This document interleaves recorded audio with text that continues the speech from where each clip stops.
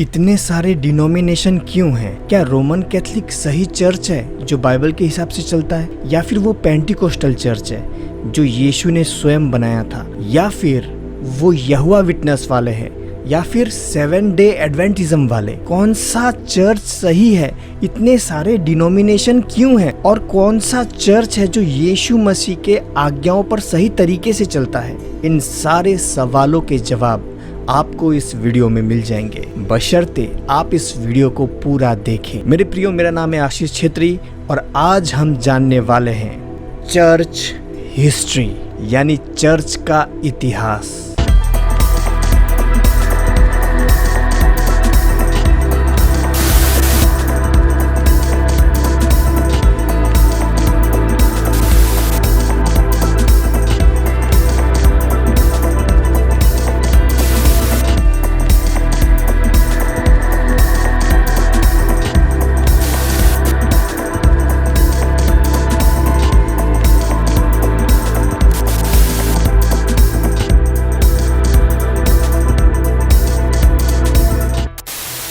Baptist church बोलते ही लोग इतना तो जानते हैं कि जो बैप्टिस्ट चर्च है वो छिड़काव बपतिस्मा नहीं मानता। ये त्रिएक परमेश्वर को मानते हैं और ये मानते हैं कि उद्धार कभी खो नहीं सकता। इतना तो लोग जानते ही हैं बैप्टिस्ट चर्च के बारे में। ये वीडियो आपको ऐसे सफ़र में लेके जाएगी जहाँ पर हम इतिहास के पुराने पन्ने पलट पलट के देखेंगे कि सच्ची शिक्षा और झूठी शिक्षा का आरंभ कहाँ से हुआ।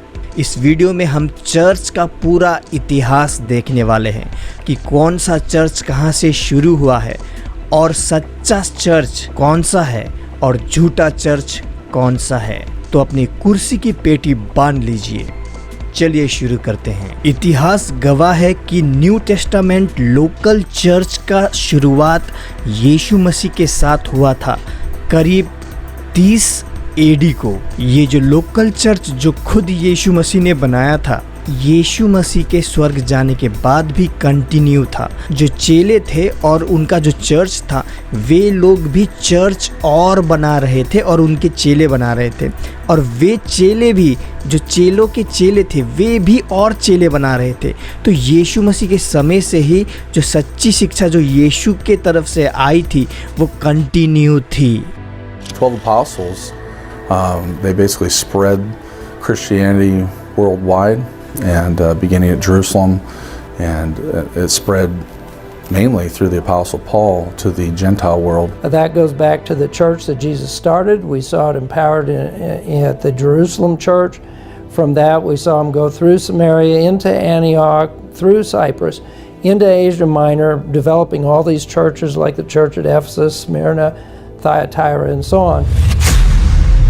लगभग 30 एडी से 64 एडी के करीब ये जो सच्चे विश्वासी थे, जो बाइबल को सही तरीके से फॉलो करते थे और प्रचार करते थे, प्रचार करने की वजह से यहूदियों ने इन पर अत्याचार किए, परसिक्यूशन।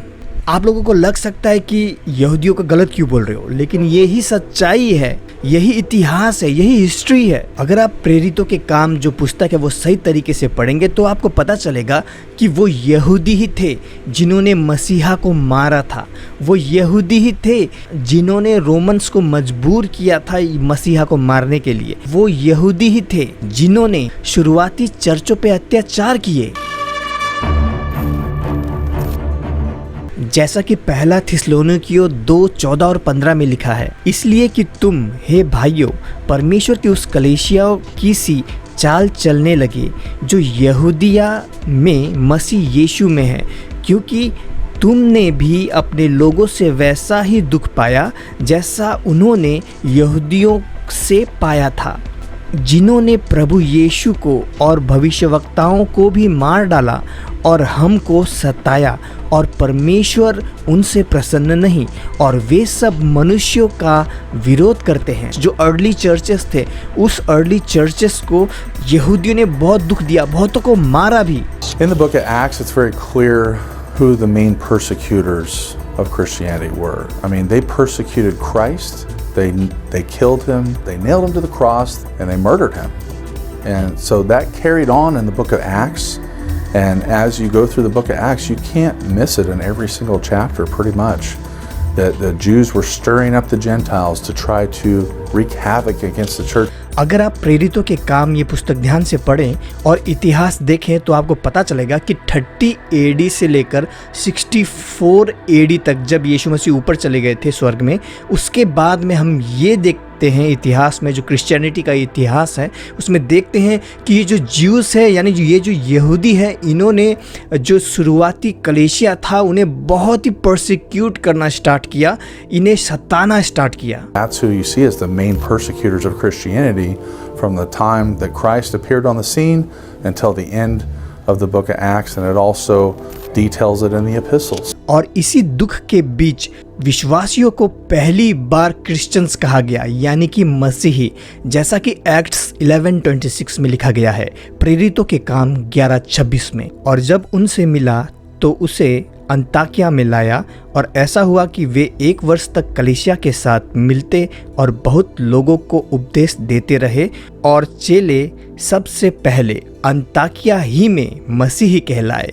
क्रिश्चियंस जो नाम पड़ा वो अंताकिया में पड़ा, यानी उन्होंने खुद को क्रिश्चियन नहीं कहा। जो अन्य जाति है, जो यहूदी लोग हैं, जो दूसरे लोग हैं, वो उन्हें क्रिश्चियंस कहते थे। और ऐसा नहीं है कि कोई अच्छा बात, मतलब उन्हें चिढ़ा के कहते थे क्रिश्चियंस, मतलब ये वो यीशु की तरह ही करते हैं, वो क्रिस्टोस, हाँ, तो उस क्रिस्ट की तरह ही करते हैं, तो क्रिश्चियंस नाम पड़ा। मेरा ये मानना है कि ये एक इंसल्ट की भावना से रखा गया नाम था क्रिश्चियंस, यानी क्राइस्ट की तरह। जब चेले क्रिश्चियन कहलाने लगे तब यही वो समय था, तब बहुत से झूठी शिक्षा जो कि नए नियम के असली सच्चे जो विश्वासी थे उनमें घुसने की कोशिश कर रही थी। जो कि सच्चा विश्वास शुरू हुआ था जॉन द बैप्टिस्ट, यीशु मसीह और पतरस और पॉल, ये इन सब की जो सच्ची शिक्षा थी इसी में घुसने की कोशिश कर रही थी, झूठी शिक्षा। मैं ऐसे नहीं बोल रहा, इसका सबूत दूंगा मैं आपको बाइबल से। देखिए यहाँ पर अब झूठी शिक्षा का एंट्री होगा, देखना यहाँ से, जैसा कि हम 2 कुरिन्थी 2:17 वचन में पढ़ सकते हैं, क्योंकि हम उन बहुतों के समान नहीं जो परमेश्वर के वचन में मिलावट करते हैं। यानी पॉल के समय में भी झूठी शिक्षा थी, मिलावट हो रहा था, परंतु मन की सच्चाई से और परमेश्वर की ओर से परमेश्वर को उपस्थित जानकर मसीह में बोलते हैं। तो उस समय भी झूठी शिक्षा थी। अभी आप देखते जाइए ये वीडियो, आपको आगे पता चलेगा सच्ची शिक्षा कौन सी है। आप खुद ब खुद पता लगा लोगे, मेरे को बोलने का जरूरत भी नहीं है, मैं खाली आपको इतिहास बताऊंगा। और ये लोग केवल झूठी शिक्षा नहीं दे रहे थे, यहाँ तक कि ये परमेश्वर का जो वचन है, जो स्क्रिप्चर है, वो गलत तरीके से लिख भी रहे थे और गलत सिखा रहे थे। जैसा कि गलातियों 1:6-7 में लिखा है, मुझे आश्चर्य होता है कि जिसने तुम्हें मसीह के अनुग्रह से बुलाया उससे तुम इतनी जल्दी फिरकर और ही प्रकार के सुसमाचार की ओर झुकने लगे। 7वां वचन, परंतु वह दूसरा सुसमाचार है ही नहीं, पर बात यह है कि कितने ऐसे हैं जो तुम्हें घबरा देते हैं और मसीह के सुसमाचार को बिगाड़ना चाहते हैं। तो हम ये जान सकते हैं कि पौलुस के समय से ही झूठी शिक्षा आ चुकी थी, एंट्री हो चुका था।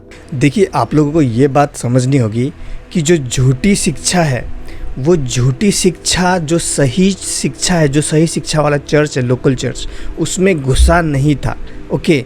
लेकिन जो सही शिक्षा है वो तो था ही, लोकल चर्च जो परमेश्वर ने बनाया था वो तो था ही, लेकिन कहीं ना कहीं जो झूठा शिक्षा था उसका आरंभ हो चुका था पौलुस के समय से ही। तो सच्चा शिक्षा तो था ही, जो यीशु मसीह ने स्थापना किया था वो चर्च कंटिन्यू तो था ही, लेकिन उसके साथ साथ में झूठा शिक्षा भी कंटिन्यू चल रहा था। उस चर्च के अंदर नहीं था लेकिन बाहर था। आप लोग समझ गए होंगे। नए नियम विश्वासियों को यहूदी तो बहुत पहले से सता रहे थे, लेकिन उसके बाद में 64 AD में वो समय आया जब रोमी साम्राज्य ने भी नए नियम विश्वासियों को सताना शुरू किया।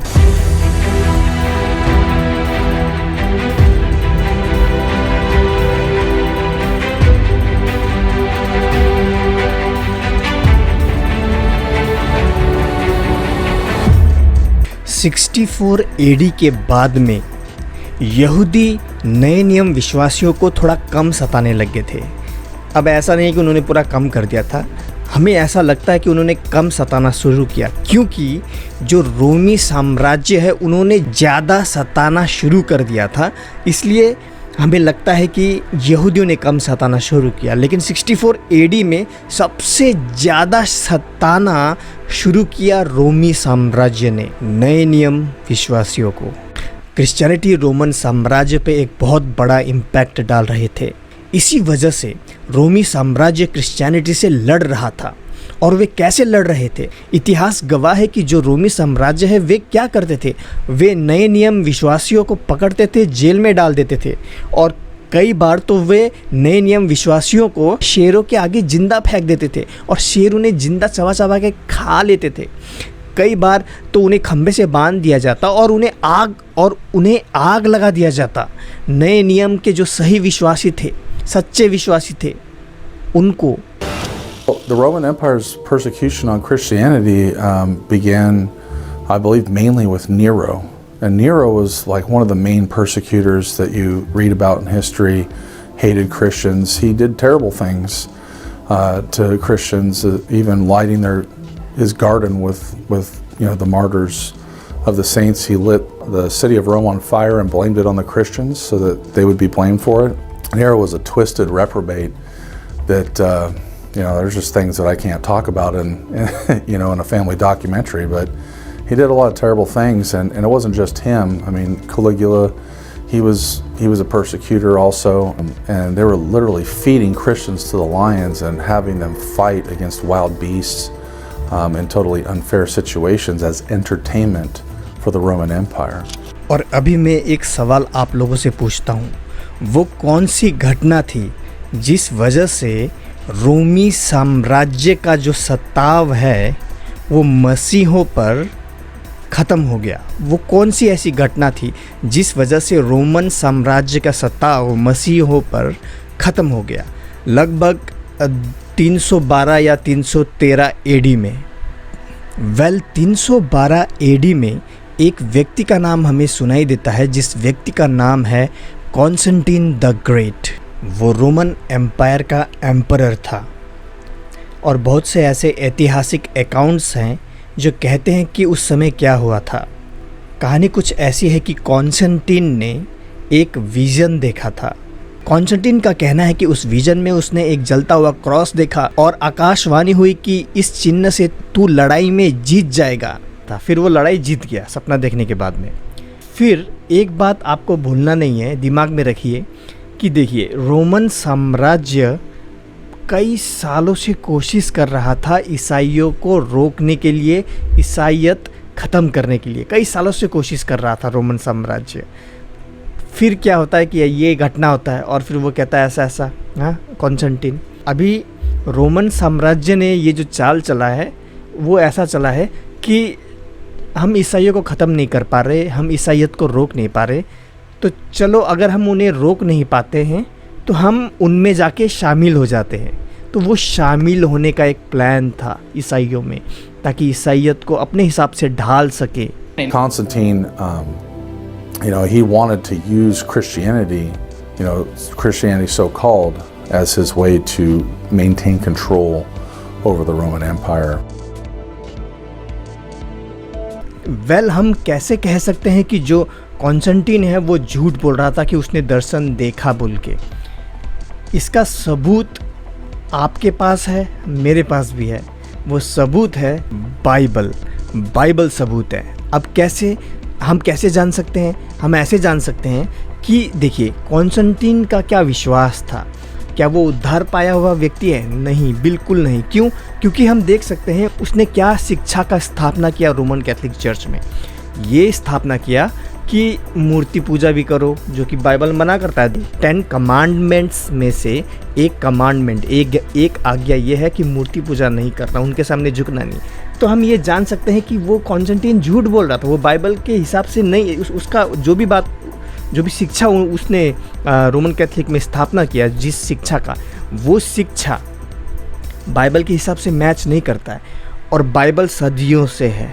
हम ये जान सकते हैं कि जो कॉन्स्टेंटीन है वो बाइबल के अंदर से बिल्कुल उसका शिक्षा मैच नहीं करता। इसका मतलब उसने जो दर्शन वर्शन का बात किया वो सब झूठ था, वो चाल था रोमन्स का कि वो ईसाइयत को, जो सही शिक्षा वाला ईसाइयत है, जो यीशु मसीह के चेले, उनके चेलों के चेले से जो चलता आ रहा है, उन्हें ख़त्म करने का उसका ये चाल था। ईसाइयत ख़त्म करने का एक चाल था उसका। वो करप्ट कर रहा था, दूषित कर रहा था प्रभु के शिक्षा को, और हम इसका सबूत देख सकते हैं आज। उसके बाद क्रिश्चियनिटी को दूषित करने के लिए, क्रिश्चियनिटी को करप्ट करने के लिए कॉन्स्टेंटीन ने क्या किया कि चलिए अब हम क्या करते हैं कि हम ईसाइयत को, क्रिश्चियनिटी को एक रोम का ऑफिशियल धर्म बनाते हैं। वैसे हम जानते हैं कि क्रिश्चियनिटी, जो रियल क्रिश्चियनिटी है, जो असली यीशु ने जो क्रिश्चियनिटी सिखाया था, वो एक्चुअली में कोई धर्म नहीं है, वो है विश्वास है। केवल विश्वास करना काफ़ी है। लेकिन ये तो दूषित करना चाहते थे प्रभु के वचन को, हाँ, क्योंकि ये इतना कोशिश किया ना इन्होंने, पहले शेरों के आगे डाल दिया जो सही विश्वासी को, जिंदा जला दिया। ये रोमन्स ने इतना दुख देने का कोशिश किया, तो लेकिन ये ख़त्म नहीं कर पा रहे थे जो सही शिक्षा को, तो इन्होंने दूषित करने के बारे में सोचा।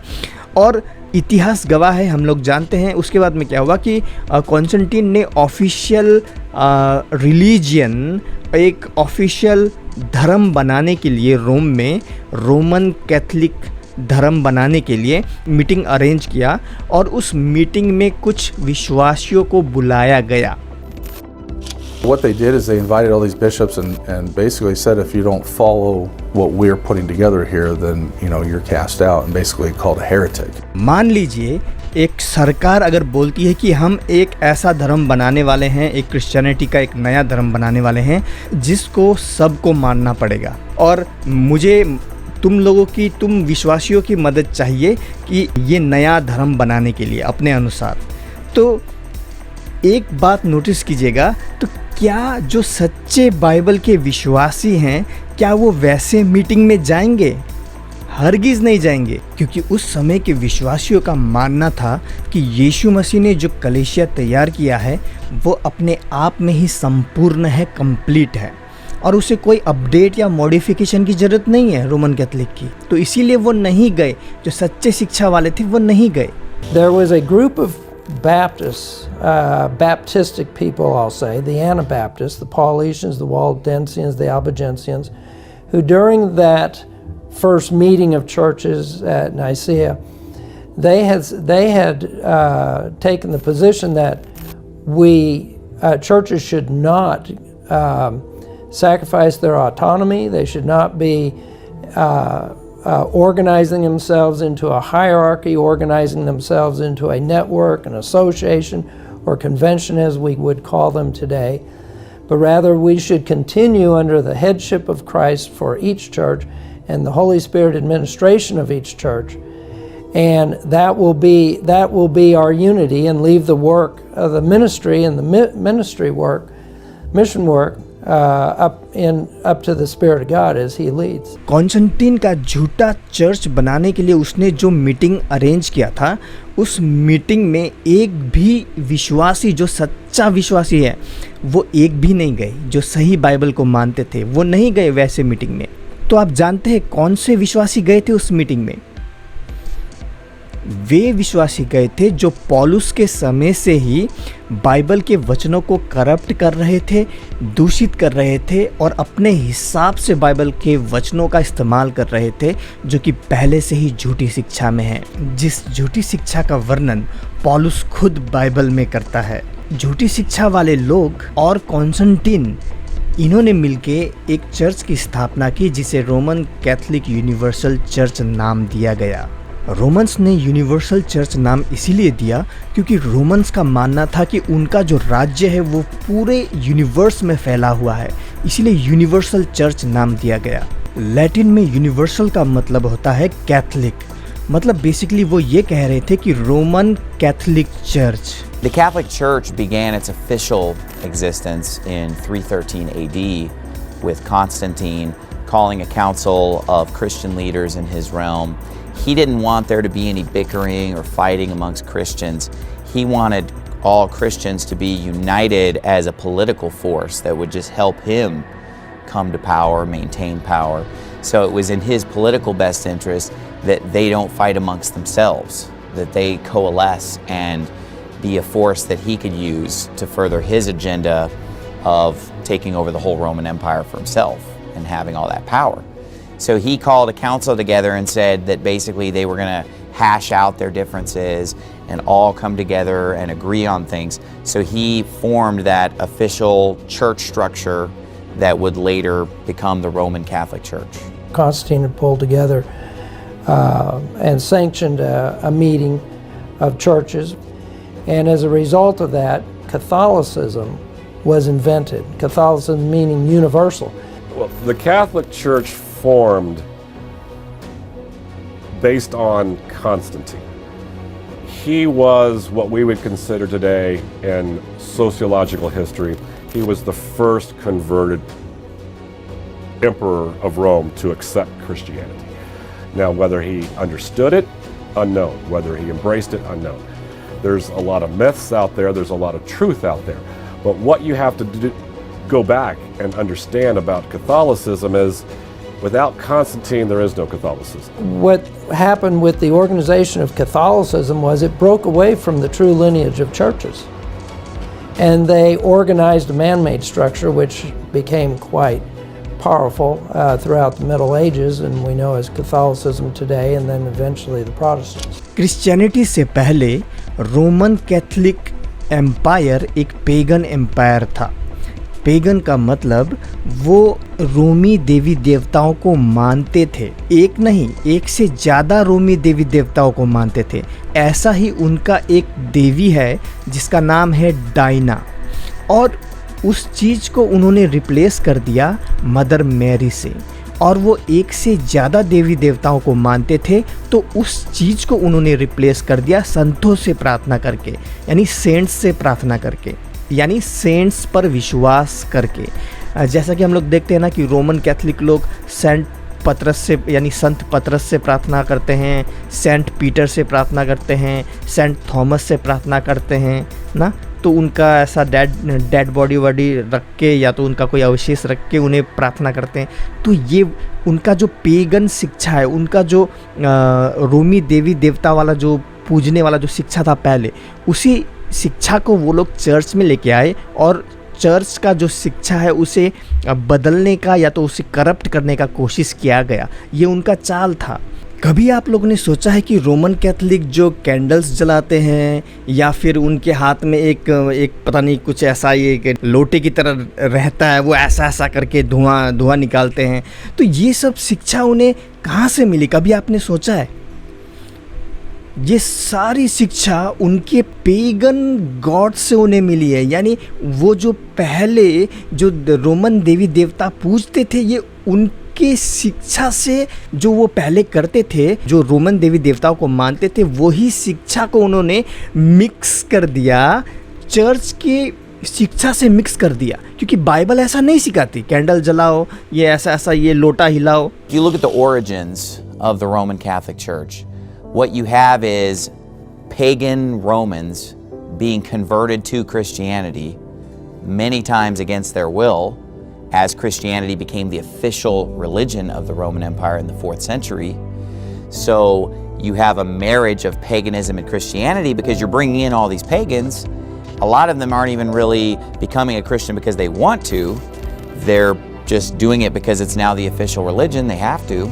So they bring in all kinds of pagan ideas, and then that mixes with Christianity. So that's where you get a lot of the hocus pocus elements of the Roman Catholic Church, is from all these pagans that came in when it became the official religion of the Roman Empire. सच्चे विश्वासी जो Bible को सही रीति से follow कर रहे थे, यानी यीशु मसीह ने चेलों को शिक्षा दिया, यीशु मसीह के चेलों ने चेले बनाए और उन्हें सही शिक्षा दिया, फिर उनके चेलों ने भी चेले बनाए, सही शिक्षा दिया। ऐसे करते करते यानी यीशु मसीह से आते हुए वो जो सही शिक्षा था वो कंटिन्यू था, और आज भी कंटिन्यू है, तो उस समय भी कंटिन्यू था।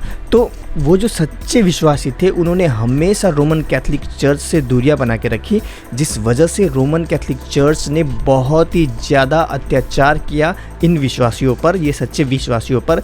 और पहले जैसे कि ज्यूस यानी यहूदी लोगों ने बहुत क्रिश्चियन लोगों को मारा, जो सही विश्वासियों को मारा, जो सच्चे विश्वासी हैं उन्हें मारा। उसके बाद में ये जो रोमन कैथोलिक चर्च के आने के बाद रोमन कैथोलिक चर्च ने भी बहुत से सही जो सच्चे विश्वासी थे प्रभु यीशु मसीह में चलने वाले, उन्हें बहुत ही ज़्यादा विश्वासियों को मारा, उन्हें जिंदा जलाया गया। ख़त्म नहीं हुआ पूरी तरीके से, जो परसिक्यूशन है, जो दुख है, जो पीड़ा है, उत्पीड़न है, वो पूरे तरीके से ख़त्म नहीं हुआ। Once they started the Catholic Church, you weren't allowed to do anything else. So that's kind of leads into where other Christians, true Christianity, started to be persecuted. Not only by, they were already persecuted by the Roman Empire, and now the Roman Catholic Church became a persecutor of Christians also. Roman Catholic church एक ऐसा church है जिनके हाथ प्रभु यीशु मसीह के सच्चे संतों के खून से रंगा हुआ है। कभी आप लोगों ने डार्क एजेस के बारे में सुना है? डार्क एजेस इतिहास का वो समय है जो 500 एडी से 1000 एडी तक कवर करता है। इन समय को डार्क एजेस का नाम इसीलिए दिया गया क्योंकि इस समय रोमन कैथोलिक चर्च ने एक आम आदमी को पढ़ने लिखने से निषेध कर दिया, यानी पढ़ना लिखना बंद, उससे कोई अधिकार नहीं है पढ़ना लिखना, कानूनी रूप में ये कानून लागू कर दिया। और परमेश्वर का वचन बाइबल पढ़ने से भी मना कर दिया रोमन कैथोलिक चर्च ने, इसीलिए इसे डार्क एजेस कहा जाता है। और जो सच्चे विश्वासी थे, जो प्रभु यीशु में चलने की कोशिश कर रहे थे, उन्हें पकड़ पकड़ के मार दिया जाता। Everybody that is really doing anything for God, you can expect to be persecuted. You can expect the hard times to come. And it only makes sense that when you have the Dark Ages and you have the control of the Roman Catholic Church and everything that was going on during those, the 1400s and 1500s. लेकिन जैसे ही हम dark ages से बाहर आते हैं तो हमें Roman Catholic church में एक मेजर सेपरेशन यानी मेजर विभाजन देखने को मिलता है, जिसे इतिहास में द ग्रेट स्किज्म का नाम दिया गया है। In the 11th century, you had a major split in the Roman Catholic Church around 1058 AD, the Great Schism it's known as, where you have the break between what we now know as the Roman Catholic Church and the East Orthodox Church. Some of the issues that split was over were baptism, because of course the Orthodox baptized by immersion. Greek being their native language, they understand that the Greek word baptizo means to immerse. So they stuck with baptism by immersion. Roman Catholic Church doing sprinkling, pouring, things of that nature. Great schism विभाजन के 500 साल बाद Roman Catholic church का दूसरी बार विभाजन हुआ, जो कि प्रोटेस्टेंट रेफॉर्मेशन के नाम से जाना जाता है। –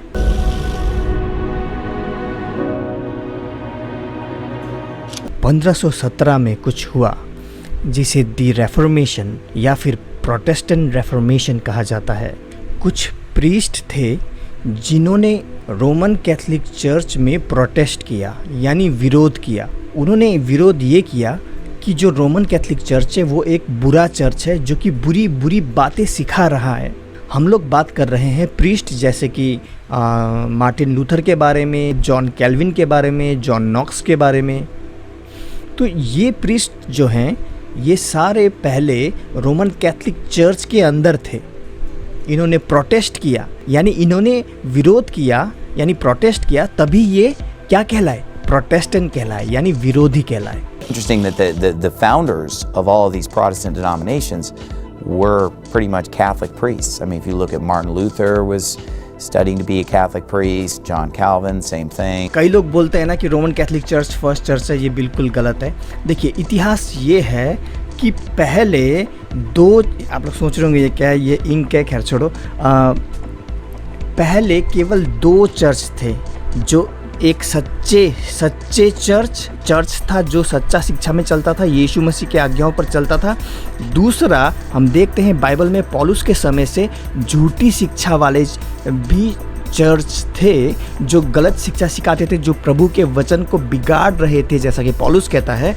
अभी ये झूठी शिक्षा वाले जो चर्च हैं ये जाके मिल गए रोमन कैथोलिक चर्च से और बन गए रोमन कैथोलिक चर्च। फिर ये जो झूठी शिक्षा वाले जो चर्च है जो रोमन कैथोलिक में मिल गए थे, इन्होंने जन्म दिया, इन्होंने जन्माया और झूठे डिनोमिनेशन को और झूठे चर्चों को, जो आज हम देखते हैं ना, पेंटिकोस्टल, ये सब झूठा डिनोमिनेशन है। प्रोटेस्टेंट चर्च में जितने भी चर्च आते हैं वे सब झूठे हैं, क्योंकि ये सब रोमन कैथोलिक के झूठा शिक्षा से पैदा हुए हैं चर्च हैं।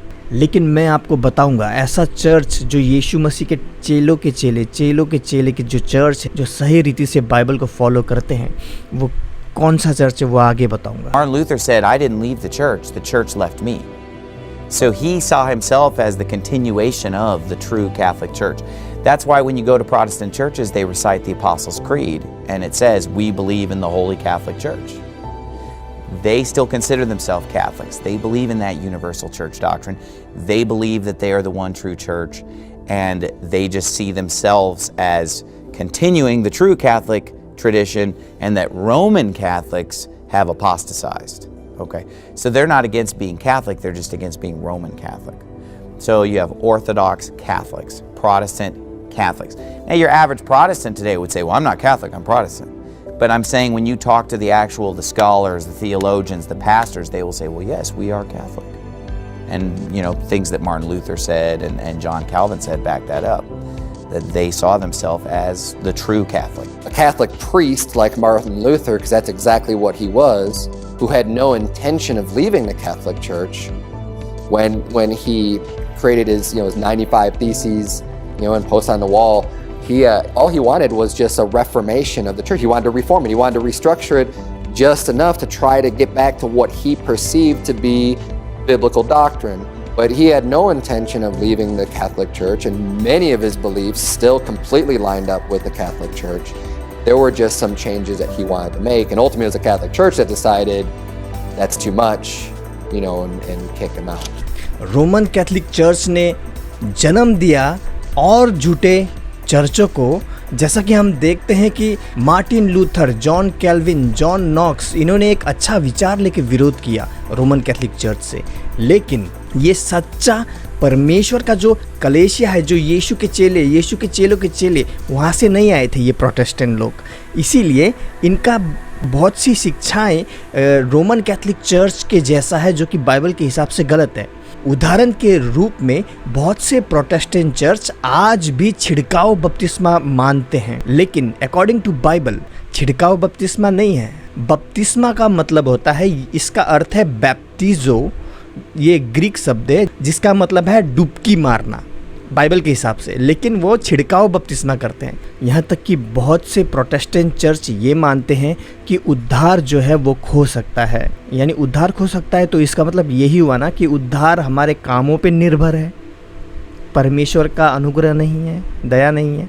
तो यहाँ तक कि मैं भी पहले ये मानता था, लेकिन जब मुझे सच्चाई पता चली तो मेरी आंखें खुल गई, और मैं चाहता हूँ कि आपकी भी आंखें खुले।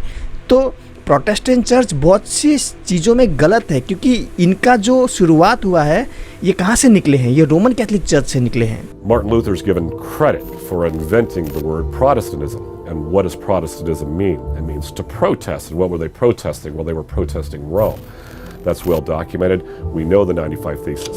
पर इस पूरे समय सच्चे विश्वासी जो इस पूरे समय रोमन कैथोलिक चर्च से बाहर था, जो इस पूरे समय प्रोटेस्टेंट चर्च से बाहर था, जो यीशु मसीह के चेले थे, चेलों के चेले थे, जो सही रीति से बाइबल को फॉलो करते थे। As far as the Baptist is concerned, we see that our lineage, coming from an apostolic lineage versus, say, the Reformation or any of those things. ये जो सच्चे विश्वासी हैं, इन्हें अलग अलग समय में अलग अलग नामों से बुलाया गया। कहीं पर इन्हें वैल्डेसियंस कहा गया, कहीं पर पॉलिशियंस, कभी एल्बेजेंसियंस के नाम से बुलाया गया। लेकिन हम कैसे जान सकते हैं कि ये आज के समय में भी है? हम जान सकते हैं क्योंकि इनकी जो शिक्षा है, ये क्या विश्वास करते हैं। उससे हम जान सकते हैं। इन्होंने कभी दूसरा डिनोमिनेशन ज्वाइन नहीं किया। हम ये कैसे जान सकते हैं? क्योंकि इनका जो शिक्षा है वो इन्हें अलाउ नहीं करता कि किसी दूसरा डिनोमिनेशन बनाए, क्योंकि इनका जो शिक्षा था, जैसे डुबकी मारना है तो और उद्धार कभी खो नहीं सकता। तो इन सब चीज़ों से हम जान सकते हैं कि ये आज के समय में कौन थे, जो सच्चे विश्वासी हैं, ये कौन हैं। The Paulicians were an interesting group that found their way and kind of found a home in Armenia. They were a fascinating group, and I use the word fascinating because I can't find a better word for them. They were Christians, but I would call them fundamental Christians. And so when you talk about them, they were intellectuals, they were intelligent, they weren't in any way, shape, or form ignorant, they were just fascinated by the New Testament. Now, in some circles, they've been called anti-Semitic. I do not believe that was their case. I just don't think they followed or wanted to follow some of the Old Testament teaching and some of the, let's call it, Israelite ways of doing things. They are a group that's very early in the medieval period, who are reputed to have been practicing believers' baptism. This is one of the groups that people who will say that there's a continuous thread of Baptist practice all through Christian history. They'll cite groups like this of saying that the idea of believers' baptism kept going in the church after that kind of 4th and 5th century turning away from believers' baptism. From what I've read, is that they did undergo a lot of persecution, from other denominations, from the Catholic Church, from areas like that, and they seem to have a pretty strong hold on biblical concepts, real similar to what I was just explaining as far as what a Baptist is. Roman Catholic लोग कहते रहते हैं ना कि सबसे पहला church हमारा है। नहीं, ऐसा नहीं है। सबसे पहला चर्च यीशु मसीह ने बनाया था, चेलों का, 12 चेलों का। उन 12 चेलों ने और भी चेले बनाए थे, और उन चेलों के भी चेले थे, चेलों के भी चेले थे। तो ऐसा करते करते जो सही शिक्षा है, वो सही शिक्षा थी सबसे पहले। लेकिन रोमन कैथलिक आए, फिर रोमन कैथलिक से प्रोटेस्टेंट आए। लेकिन फिर भी ये जो सही शिक्षा वाले थे, इन्होंने कभी रोमन कैथलिक ज्वाइन नहीं किया, ना ही कभी प्रोटेस्टेंट ज्वाइन किया। ये अपने में ही शिक्षा दे रहे थे और चेला बनाना कंटिन्यू कर रहे थे। तो ये चर्च कौन है? उनका शिक्षा और आज का जितना भी शिक्षा है, उसको अगर मिलाया जाए तो आज के हिसाब से वो केवल फंडामेंटल बैप्टिस्ट चर्च है, जो खाली बाइबल में जो लिखा है उसे मानते हैं। 1517 एडी के बाद में ये जो सच्चे विश्वासी थे, जो किसी भी झूठे चर्च से जुड़े हुए नहीं थे, पहले तो उन्हें रोमन कैथलिक चर्च मार रहे थे, लेकिन उसके बाद में ये रिफॉर्मर्स, जो अपने आप को रिफॉर्मर्स कहते हैं, वो भी इन सच्चे विश्वासियों को मारने लगे थे। जैसा कि हम देख सकते हैं इतिहास में, जॉन कैल्विन ने जनीवा में ये इन सच्चे विश्वासियों को मारा। जो चीज़ रोमन कैथलिक चर्च पहले कर रही थी, रोमन कैथलिक चर्च से विरोध करने के बाद में ये रिफॉर्मर्स बिल्कुल रोमन कैथलिक चर्च के तरह हत्या करने लग गई सच्चे विश्वासियों की। क्यों? क्योंकि ये सच्चे विश्वासी रोमन कैथलिक चर्च के झूठा शिक्षा नहीं मानना चाहते थे। बाइबल 2 तीमोथी 3:12 में कहती है, पर जितने मसीह यीशु में भक्ति के साथ जीवन बिताना चाहते हैं, वे सब सताए जाएंगे। इतिहास ने ये वचन साबित कर दिया है। जितने भी सच्चे विश्वासी थे, बहुत ही ज़्यादा सताया गया और अंत तक सताए जाएंगे। देखिए, हमेशा से एक जो लाइन है सच्चे विश्वासियों की, वो हमेशा से कायम थी। हालांकि उन्होंने बहुत दुख सहा। पहले यहूदियों ने उन्हें परसिक्यूट किया, उसके बाद में रोमन एम्पायर ने उन्हें परसिक्यूट किया, यानी सताया। उसके बाद में फिर रोमन कैथलिक्स ने उन्हें परसिक्यूट किया। लेकिन ये जो सच्चे विश्वासी थे, ये एक सच्चे विश्वासी होने के कारण ये प्रचार करते थे, एक सच्चे सोल विनर्स थे। यानी ये जो हैं, ये सच्चे आत्मा जीतने वाले लोग थे।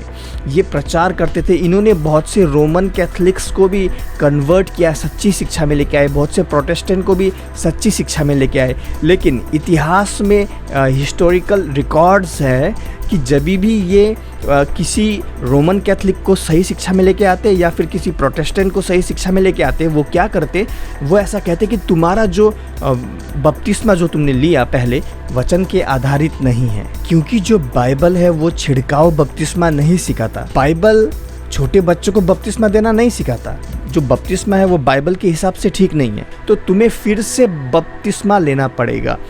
तो ये जो विश्वासी थे, जो सच्चे विश्वासी, ये हमेशा ये बपतिस्मा में ज़्यादा जोर देते थे। इसी कारण से उनका नाम पड़ा बैप्टिस्ट। जिस तरीके से क्रिश्चियन नाम जो पड़ा वो एक मॉकिंग नेम पड़ा, यानी तुच्छ जानते हुए क्रिश्चियन नेम पड़ा। उसी तरीके से बैप्टिस्ट लोगों को भी उनका जो नाम पड़ा वो उन्हें तुच्छ जानते हुए पड़ा। असल में उनका जो नाम पड़ा था वो था एना बैप्टिस्ट। एना का मतलब होता है री, यानी फिर से, और बैप्टिस्ट का मतलब बैप्टिस्ट, यानी जो रोमन कैथलिक्स और प्रोटेस्टेंट लोग थे और अन्य जाति लोग थे, वो ऐसा कहते थे कि ये जो लोग हैं ये तुच्छ जान के ये जो लोग हैं ये फिर से बपतिस्मा देते हैं, दोबारा देते हैं, यानी एना बैप्टिस्ट, यानी फिर से रीबैप्टाइज करते हैं। तो इसीलिए उनका नाम एना बैप्टिस्ट, जो बाद में जाके बैप्टिस्ट हो गया। The Anabaptist is really the name that's been given to these groups that we just got through talking about, except for the fact that that's became a derogatory term that a lot of the Catholics and then later on the Reformists like to tag along with us, and they got that name because of the fact that we did not believe in sprinkling for salvation. We didn't believe in baptism for salvation. We didn't believe in infant baptism. We always had the same beliefs that a person was saved and then immersed in baptism. And in cases where they came from a different system, we would require, or they would require, an Anabaptist would require somebody to not only be saved, but then be baptized with a proper baptism under a proper authority of a church. And so it became kind of a derogatory term, if it makes sense, because they would say the Anabaptists, we have our own ideas on baptism and those things. And once again, the big difference between us and all the other, say, religious groups, I guess you would say. Well, the Paulicians, the Albigensians, the Waldensians, and just generally the Anabaptists, these are groups of people who have been labeled Anabaptists because they resisted the baptism and teaching of Catholicism. They rejected the Pope's authority. They rejected the practices and doctrines of the Catholic Church. As Baptists, we're not Protestant. Many people like to group Christianity into two groups of you're either Catholic or Protestant. And we don't fall into either of those groups because the word Protestant, and many people don't even know this, has the word protest in it, and that's just the Protestant movement where they're protesting the Catholic Church. बहुत से लोग कहते हैं अगर तुम Christian हो तो या फिर तुम रोमन कैथलिक होगे या फिर प्रोटेस्टेंट होगे लेकिन वो लोग नहीं जानते कि हमेशा से यीशु मसीह के टाइम से और यीशु मसीह के चेलों से और यीशु मसीह के चेलों के चेले से ये जो लाइन है सच्चे शिक्षा में जो बढ़ रही थी, जो सच्चे मसीह, ये लाइन हमेशा से कायम है। और हम ना रोमन कैथलिक हैं ना प्रोटेस्टेंट है। प्रोटेस्टेंट कौन है? प्रोटेस्टेंट वे लोग हैं जो कभी रोमन कैथलिक थे, उन्होंने प्रोटेस्ट किया यानी विरोध किया, फिर जाके वो प्रोटेस्टेंट कहलाए। लेकिन वो जो बैप्टिस्ट चर्च है, जो फंडामेंटल बैप्टिस्ट चर्च है, वे कभी भी ना तो रोमन कैथलिक थे ना कभी प्रोटेस्टेंट थे। वो यीशु मसीह के चेले और उन चेलों के चेले और उन चेलों के भी चेले के उसी लाइन से, जो सच्ची शिक्षा का लाइन है, उसी लाइन से चलते आ रहे हैं। हम कैसे जान सकते हैं कि उस समय के जो सच्चे विश्वासी थे वही बैप्टिस्ट चर्च है?